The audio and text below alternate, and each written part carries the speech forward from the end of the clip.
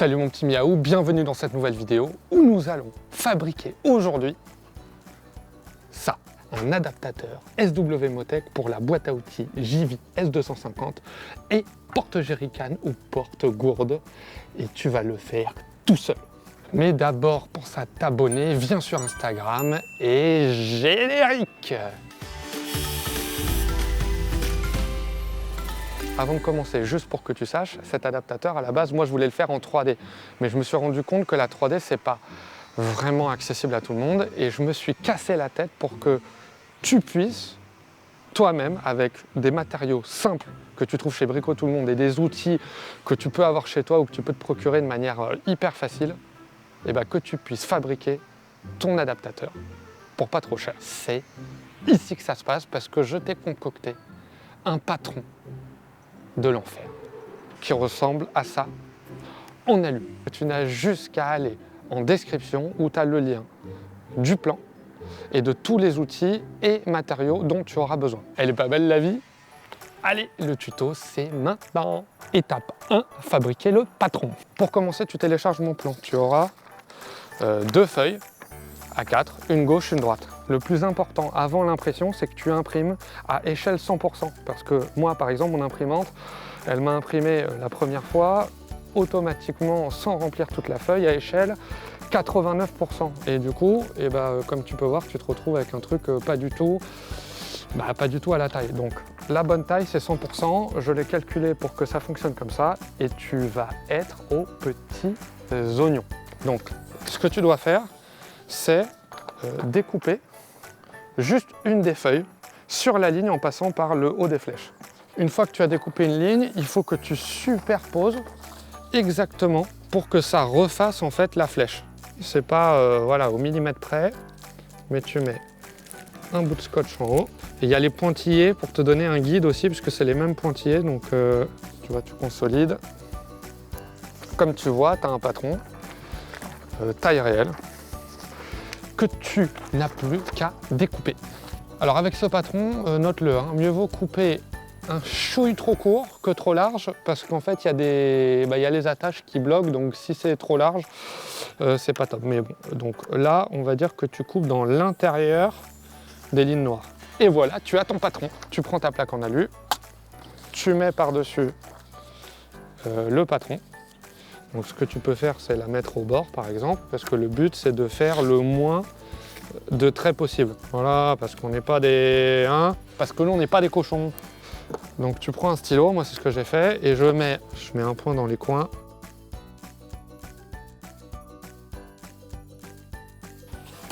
On va enlever le patron.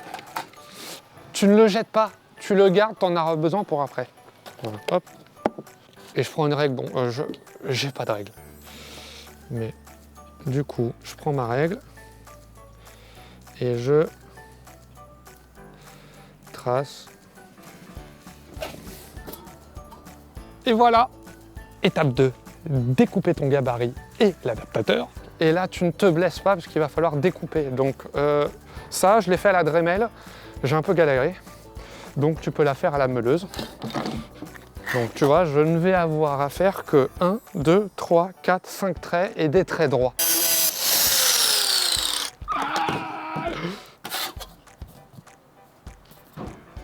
C'est magnifique! Donc là, tu as ton patron et la forme exacte de ton adaptateur. Étape 3, percer les trous. Alors maintenant qu'on passe au perçage, petit conseil, moi je le fais en 2 temps. Premier temps, je prends une mèche de 4,5 et je vais t'expliquer pourquoi. Et en deuxième temps, les trous finaux en mèche de 5. Hyper important, petit conseil, c'est cadeau, c'est l'adaptateur femelle pour le porte-gourde et le porte-jerrycan. Mon conseil, c'est de faire un seul trou, tu le places dessus, voilà, avec le trou, et tu perces en 4,5 les 3 autres trous à travers l'adaptateur. Comme ça, tu es sûr d'avoir le bon entracte, parce qu'on ne sait jamais si tu as décalé la feuille, si tu t'es trompé, si tu l'as mal mis, ou en tout cas, ça évite les erreurs. Comme ça, tu es sûr que ça fonctionne. Donc là, je vais percer les 4 parce que je ne l'ai pas, mais au moins, ça te permet de voir. C'est la technique pour pas que tu te trompes. Voilà, voilà. c'est fini, mais là c'est pré-percé en 4-5, maintenant on perce en 5. Voilà, hop. Et on termine les trous, voilà, pour que ça fasse des beaux trous tout propres. Hop là, tu vois. Dernière étape, tout fixer. Voilà, c'est fini. Alors dans l'ordre, si tu as envie de mettre l'adaptateur femelle pour le porte-jerrycan et le porte-gourde, il faut que tu mettes non seulement les vis, mais que tu mettes les petites entretoises que je t'ai mises en description. Alors j'ai pas trouvé d'autres, celle-là elle fonctionne au millimètre près, donc achète celle-là.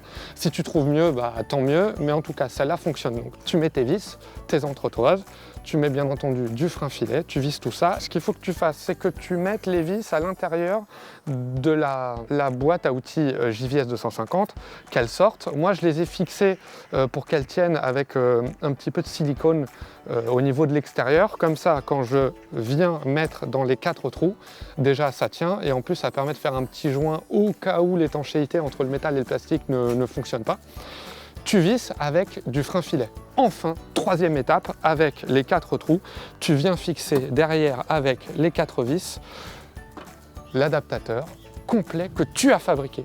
Donc tu es parti d'un patron et tu es arrivé à ton adaptateur, tu es génial. Mon petit Miaou, je te kiffe, bravo, je suis fier de toi.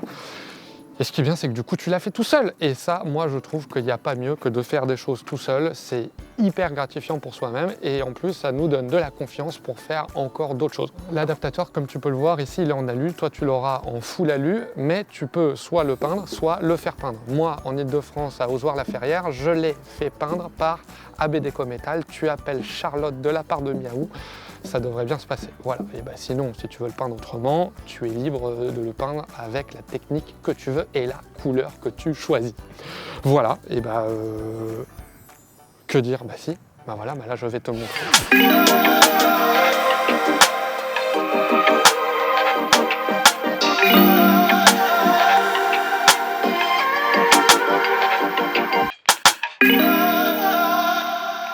Et ben voilà, j'espère que ce do it yourself, fais-le toi-même, t'a plu. En tout cas, moi, ça m'a fait extrêmement plaisir de concevoir ça pour toi parce que j'y ai quand même passé des heures. Dis-moi en commentaire si tu as réussi à le faire, pose-moi des questions si je peux t'aider. Et en tout cas, je te dis à bientôt et je te fais des miaou.